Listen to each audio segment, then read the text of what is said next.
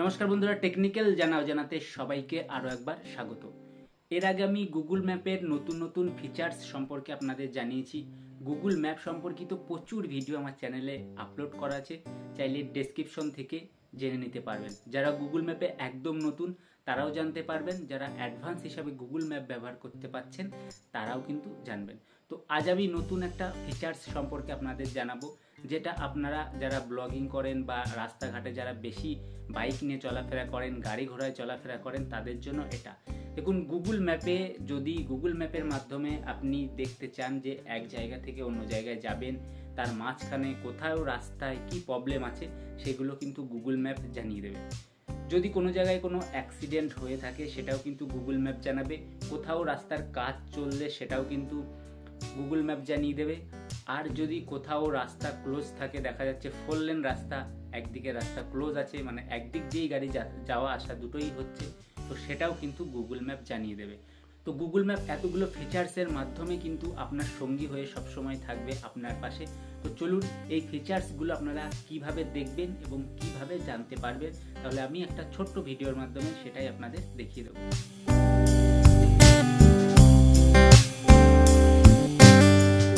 তাহলে বন্ধুরা, প্রথম আমরা চলে যাব। দেখুন, গুগল ম্যাপে চলে আসার পর আপনাদের সামনে এরকম দেখাবে এবং এই চিহ্নটা যখন আমি ক্লিক করব তখন আমার মাই পজিশন চলে আসবে। তো এই চিহ্নটায় আমি ক্লিক করলাম, দেখুন মাই পজিশন, এখন আমি জলপাইগুড়ি আছি।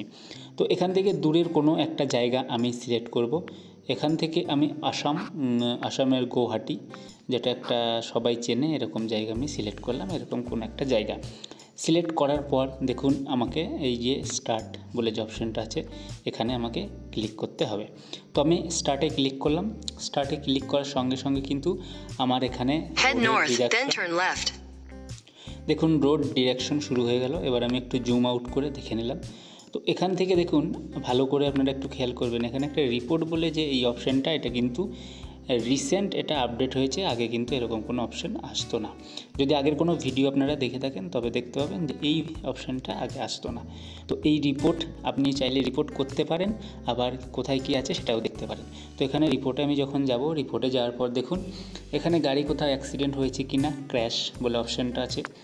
এই যে ক্র্যাশ বলে যে অপশানটা আছে, তারপরে স্লো ডাউন, গাড়ি কোথাও জ্যামে পড়েছে নাকি, যদি জ্যামে পড়ে সেটাকে কিন্তু স্লো ডাউন হিসাবে এখানে দেখাবে। তারপরে কনস্ট্রাকশন, কোথাও কাজ চলছে কিনা রাস্তার, সেটা কিন্তু এটাই এখানে দেখাবে। আর ল্যান ক্লোজ, মানে কোনো রাস্তায় যদি বন্ধ থাকে সেটাও কিন্তু এখান থেকে দেখাবে।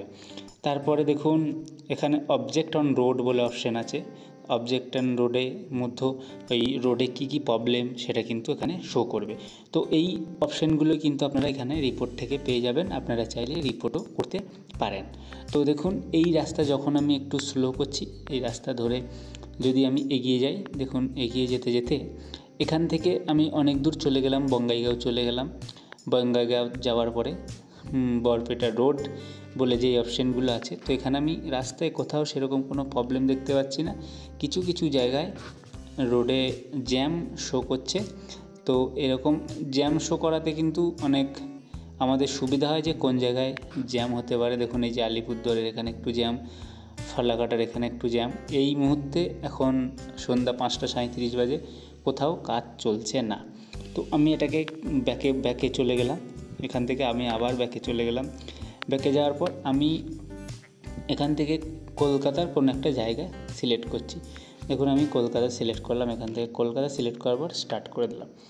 যখন স্টার্ট করে দিলাম, তো আমি যদি জুম আউট করি তাহলে রাস্তায় কোনো জায়গায় যদি কোনো প্রবলেম হয় সেটা কিন্তু দেখাবে। দেখুন এই জায়গাটা একটা আপনারা চিহ্নখানে দেখতে পাচ্ছেন যে একটা কাজ করার চিহ্ন, মানে কনস্ট্রাকশন চলছে রোডে।